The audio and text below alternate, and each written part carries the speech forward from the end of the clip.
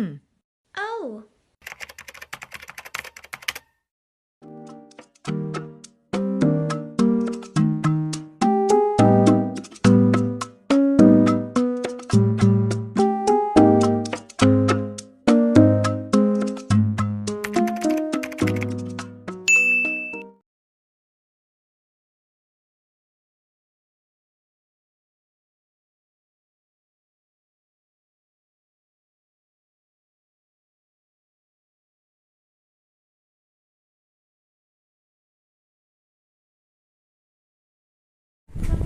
Ayan yung nabili ko sa SM kanina guys na ink ng Canon namin, Canon printer. Ayan, dapat daw talagang original yung bibili na ink, kasi may nakita rin ako dun sa sa SM na refillable na ink, pero hindi yun yung binili ko kasi mas ako dito.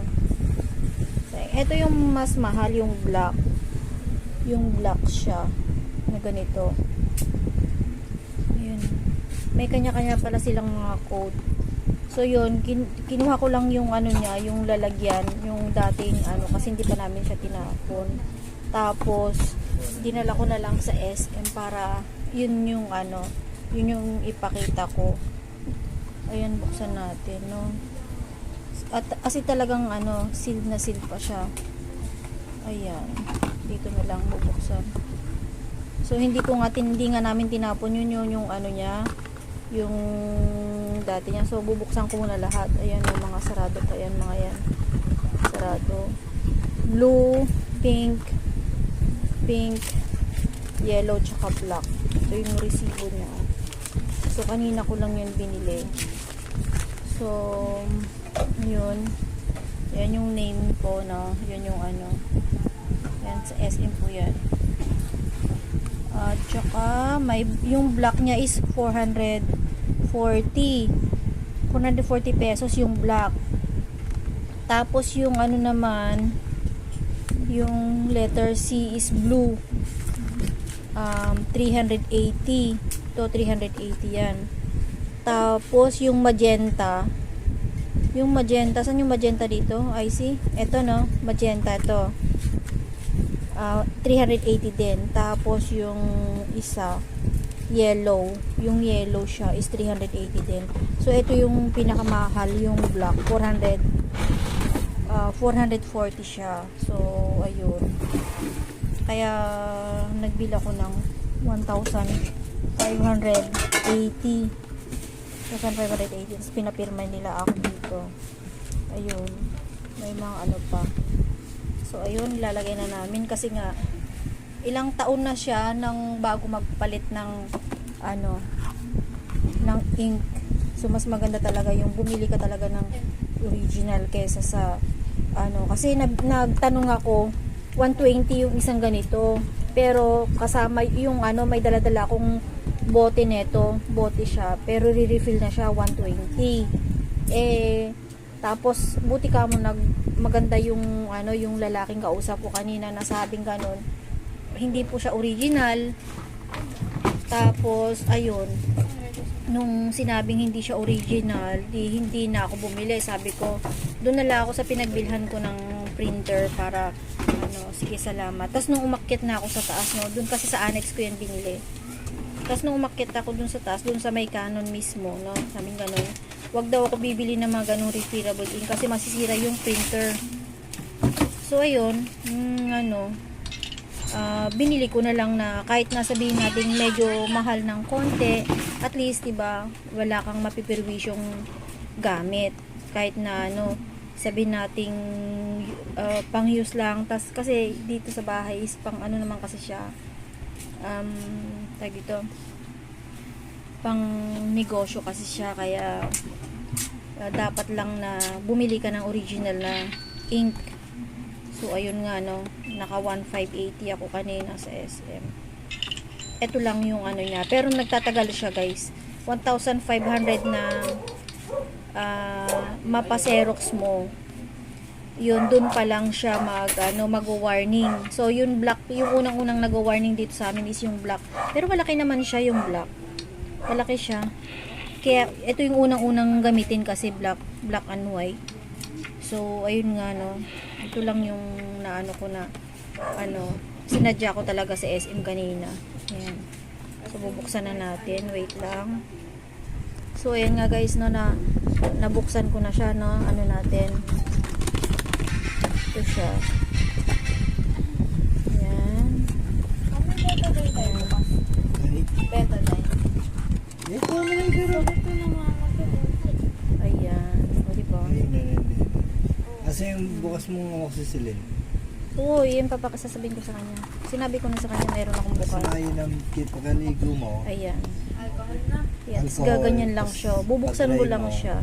Budburan. Kahit pasayin ulit na mayroon na akong video na paano paglagay ng ganito. Kasi nung binili namin yung printer, binidyoan ko talaga.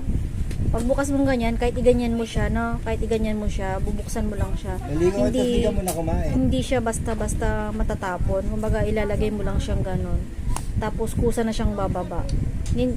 Kahit na buksan mo to, hindi yan basta-basta matatapon. Kahit ganyan mo siya, hindi siya natatapon. So ayun, ito yung yellow niya. Ito yung black, yellow. Ito yung magenta niya. Diba? Yung magenta. Inakyat ko na kasi yung yung empty box nito eh. Maligo ka muna. Ayan. Ayan, o diba? So, ayan nga guys. Nakita nyo na. O, nakita nyo naman ang mahal. Nakita nyo naman guys, 1,180. 1,580 yung bill ko sa SM. Ayan. O diba? Mismo sa Canon ako bumili. Sa Canon na shop. Yan. Yan guys, mas magandang bumili ng original na ink kesa yung bibili ka ng mumurahin. Tapos masisira lang din yung gamit. Diba? Huwag ka nang huwag ka namang hinayang. So yan lang. Kano lang idadagdag mo, original na siya. So ayun. Tatago ko rin yung neto, yung refillan, yung neto, mga bottle niya. Kasi tinabi ko na yung unang-unang bottle neto hindi ko siya tatapon. Kaya malalaman ko kung ilan na yung nagastos ko na ganito.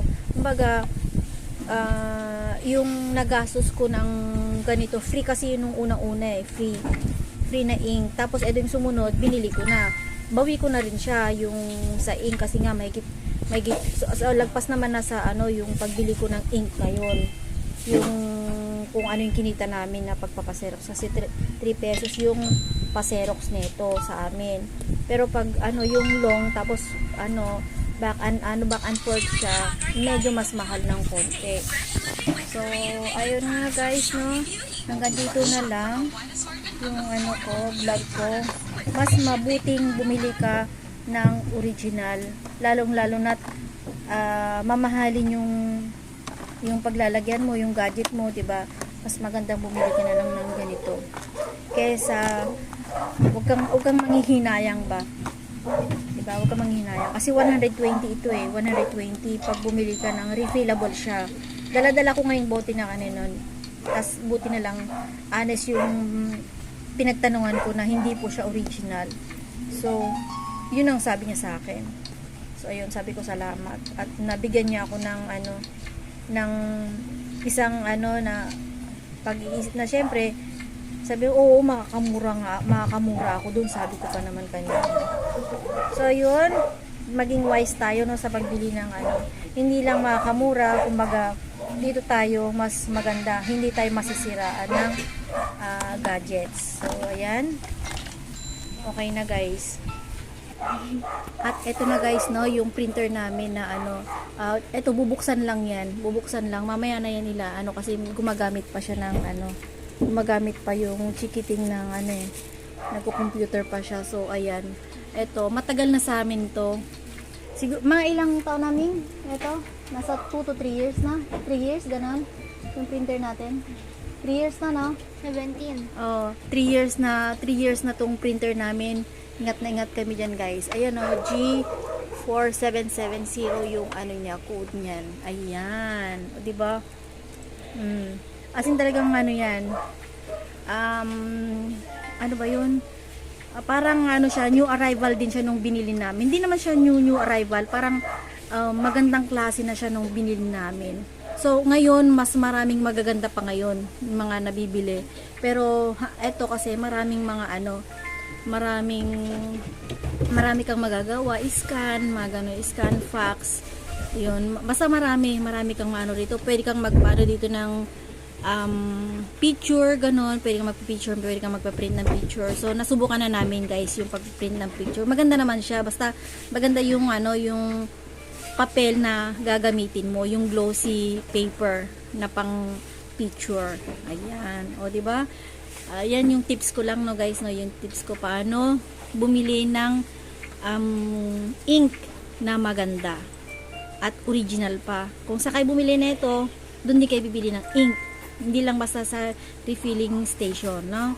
Ayan, oh, 'di ba? Magawa yung batuta diyan, no. Naglalaro siya. Hayaan lang natin siya maglaro.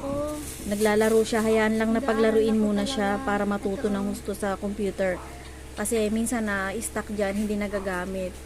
Ayun. Hay, wag yan, bawal yun.